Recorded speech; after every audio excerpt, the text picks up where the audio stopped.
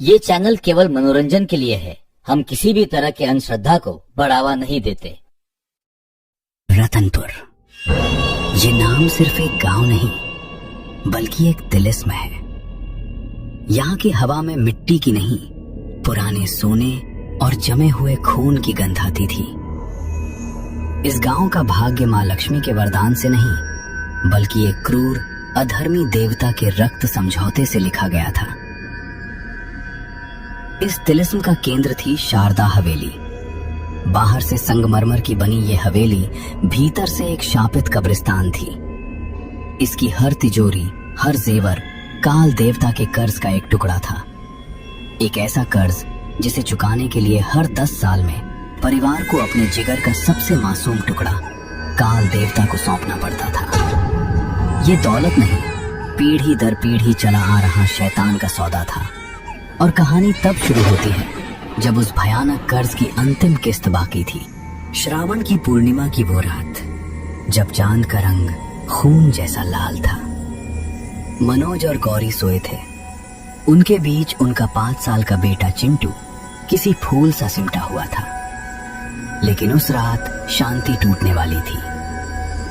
कमरे की खिड़की अचानक जोर से खुल जाती है।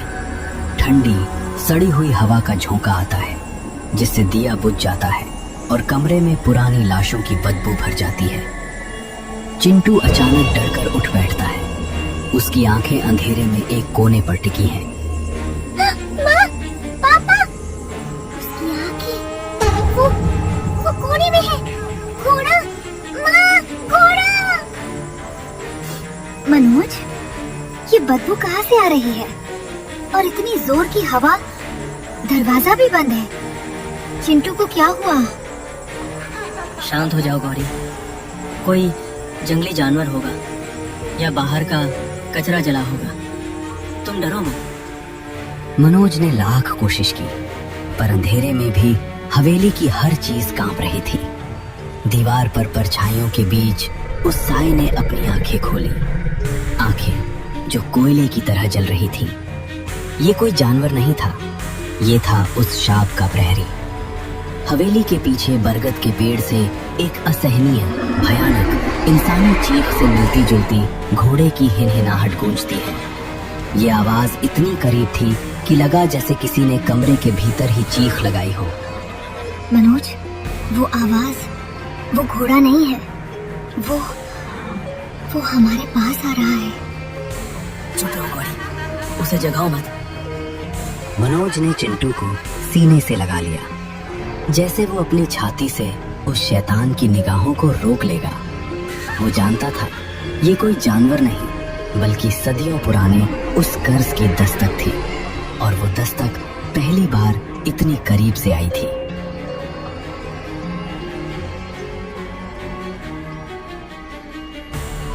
चिंटू एक पुराना लकड़ी का घोड़े का खिलौना लेकर आता है। उसकी एक आंख टूटी है और उस पर एक अशुभ निशान बना है। गौरी वो खिलौना छीनकर दादी शारदा देवी को दिखाती है। दादी जी, ये खिलौना कहाँ से आया? ये लकड़ी का नहीं लगता। इसे छूने पर बर्फ जैसा ठंडा लगता है। और देखिए, ये अजीब निशान, ये चिंटू के कमरे में कैसे आया? चुप, जबान संभाल बहू। उस चीज को हाथ मत लगा। इसे वापस उसी जगह रख दे जहाँ से आया है। मैं नहीं समझी दादी जी। और आप इसे वापस क्यों रखना चाहती हैं? फेंकना नहीं गौरी, इसे वापस रखना जरूरी है। इसे जलाना मत, वरना बहुत बुरा होगा, बहुत बुरा। दादी बिना खिलौने को छुए उसे वापस रखने का आदेश देती हैं। गौरी सहम जाती है, लेकिन गुस्से में वो खिलौने को रसोई के चूल्हे में डाल देती है। लकड़ी का खिलौना आग की लपटों में जलने के बजाय काले धुएं का एक मोटा गुबार छोड़ता है। गौरी डर के मारे पीछे हटती है। आग के बुझते ही कोयलों के ढेर के बीच खिलौना बिल्कुल सही सलामत पड़ा रहता है। उस पर कोई निशान नहीं। उसकी आंखें फटी रह जाती हैं। वो तुरंत खिलौने को उठाकर हवेली के दूर बंद पड़े कमरे में छुपा देती है। लेकिन अगली सुबह वो खिलौना बिल्कुल सही सलामत चिंटू के तकिए के पास मिलता है। नियति का पहिया घूम चुका था। काल देवता ने अपनी बलि चुन ली थी। उसी दिन शाम को चिंटू उस खिलौने के साथ खेलते खेलते हवेली के किनारे बने कुएं के पास गया। उसे घोड़े की हिनहिनाहट फिर सुनाई दी। उसने खिलौना कुएं में डाला और जैसे ही खिलौना अंधेरे पानी में गिरा, कुएं के भीतर से एक ठंडी सड़ी हुई सांस की आवाज आई। खिलौने के साथ साथ चिंटू भी हमेशा के लिए गायब हो गया। चिंटू के गायब होने के बाद मनोज की आत्मा और देह दोनों हार मान चुके थे। वो अपनी मासूमियत खो चुके बच्चे के लिए न्याय नहीं कर सका। उसे अब इस शापित घर का असली सच मालूम था और यही सच उसके जीने की सबसे बड़ी सजा बन गया। एक मासूम 5 साल के बच्चे की क्या गलती थी जो उसे सदियों पुराने इस शैतानी कर्ज की कीमत चुकानी पड़ी। मनोज को आभास हो चुका था कि उसने काल देवता के उस शापित समझौते को अपनी आंखों से पूरा होते देखा है। ये अपमान, ये बेबसी और अपार ग्लानि के बोझ तले दबकर उसने अगले ही दिन खुदकुशी कर ली, शायद ये जानते हुए कि इस हवेली में गुलाम बनकर जीने से बेहतर मर जाना है। चिंटू की मृत्यु और फिर मनोज की आत्महत्या ने गौरी को पत्थर बना दिया था। अब उसका एक ही मकसद था, सच्चाई जानना। उसने दादी पर नजर रखी। गौरी चुपके से नौकर गोपाल और दादी शारदा का पीछा करती है। वे हवेली के सबसे निचले बंद पड़े तहखाने में उतरते हैं। बाहर गोपाल पहरा देता है। गौरी एक टूटी खिड़की से अंदर झांकती है। भीतर का दृश्य भयंकर था। काल देवता की काले, कुरूप और भयानक रूप वाली मूर्ति के सामने दादी हाँफ रही थी। ये डर और मजबूरी के काले जादू की सिद्धि थी। देवता, मैंने अपना आखिरी वारिस, अपना पोता तुम्हें दे दिया। अब बस करो। मेरा बेटा, मेरा पोता सब खत्म हो गया। मुझे ये समझौता खत्म करना है। असंभव। काल देवता का बंधन जुझा है तो सिर्फ मौत से टूटता है, लेकिन वो भी आसान मौत नहीं होगी दादी। तुम्हें अपनी जान, दौलत और शांति सब कुछ गंवाना होगा, वरना अगली बलि जल्दी तैयार करो। गौरी ने सब सुन लिया। ठाकुरों की दौलत का राज खून का कर्ज था। हर 10 साल में पीढ़ी के सबसे छोटे वारिस की बलि। चिंटू उनका शिकार था और काल देवता का घोड़ा सिर्फ बलि लेने आता था। गौरी को पता चला कि दादी ने अपनी बेटी अपर्णा और उसके बेटे दीपक को वसीयत के बहाने ऑस्ट्रेलिया से बुलाया है। दीपक अगला बलिदान था। गौरी ने फैसला कर लिया था। दादी जी, आपने मेरे बेटे को मारा। ये दौलत, ये शापित दौलत किसी काम की नहीं। चुप। तू शहर की लड़की है, तू नहीं समझेगी। ये दौलत नहीं है, ये मेरा कर्ज है। मैं न देती तो ये हवेली, ये खानदान कब का मिट्टी में मिल चुका होता। दादी गुस्से में अनुष्ठान के लिए तहखाने की ओर भागती है। गौरी भागकर दरवाजे तक पहुंचती है। आज कोई बलि नहीं होगी दादी। अब समझौता आप खत्म करेंगे, खुद की जान देकर। गौरी पूरी ताकत से तहखाने का दरवाजा बंद करती है और बाहर से जंग लगी जहरीली सांकलों से उसे जकड़ देती है। भीतर से दादी के चीखने की आवाज आती है।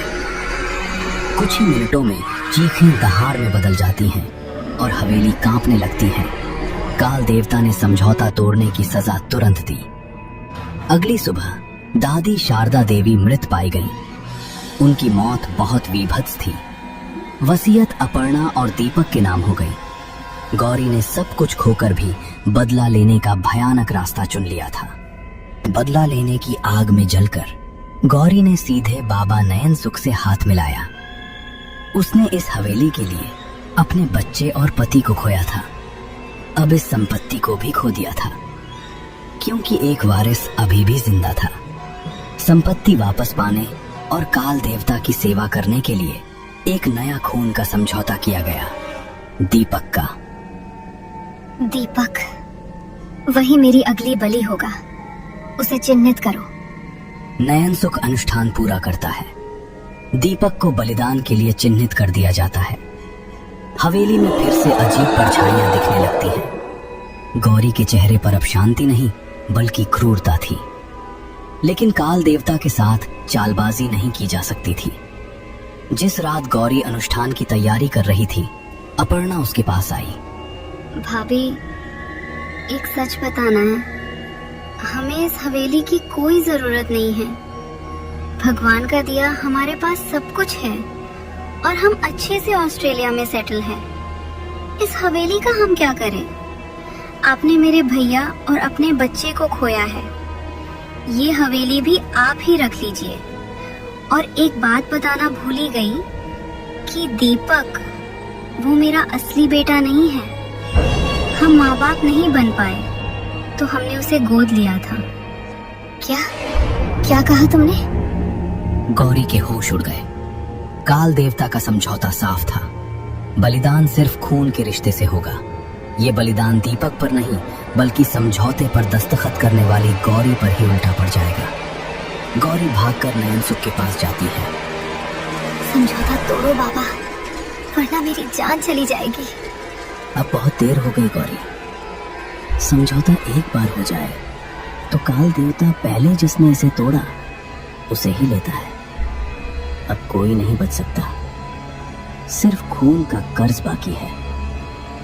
काल देवता घोड़े की हिनहिनाहट के साथ हवेली में उतर चुका था। गौरी के मृत बेटे चिंटू और पति मनोज की गुलाम आत्माएं गौरी को घेरने लगी। काल देवता एक साए के रूप में गौरी पर हमला करता है। गौरी भयानक तरीके से चीखती है, लेकिन वो शक्ति के सामने टिक नहीं पाती और तुरंत मर जाती है। उसकी आत्मा भी हवेली की गुलाम बन जाती है। अपर्णा किसी तरह दीपक को लेकर भागती है और हवेली के बाहर बाबा नागेश्वर से मिलती है, जो एक पवित्र शक्तिशाली तांत्रिक थे। इस शैतान को बांधने वाली हर चीज को जलाना होगा।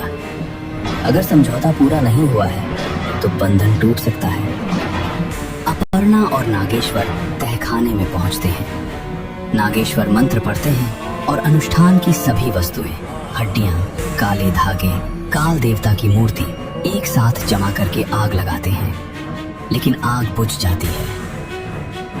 काल देवता की शक्ति बहुत ज्यादा है, इसे खून चाहिए। तभी बाबा नयनसुख, जिसने लालच में आकर ये जाल बुना था, वहां आता है। उसकी आंखों में पछतावा है। मेरा पाप, ये कर्ज, इसे खत्म करना होगा। नयनसुख बिना किसी देरी के खुद पर तेल डालता है। नयनसुख खुद को आग लगा लेता है।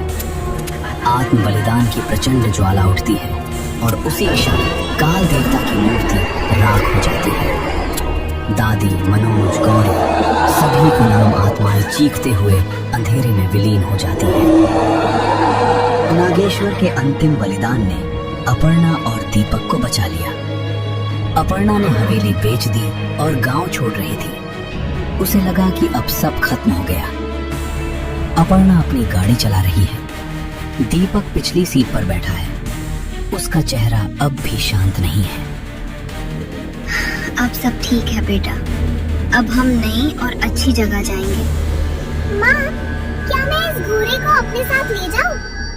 अपर्णा पीछे मुड़ती है। दीपक के हाथ में वही पुराना लकड़ी का घोड़े का खिलौना है जिस पर काल देवता का निशान बना था।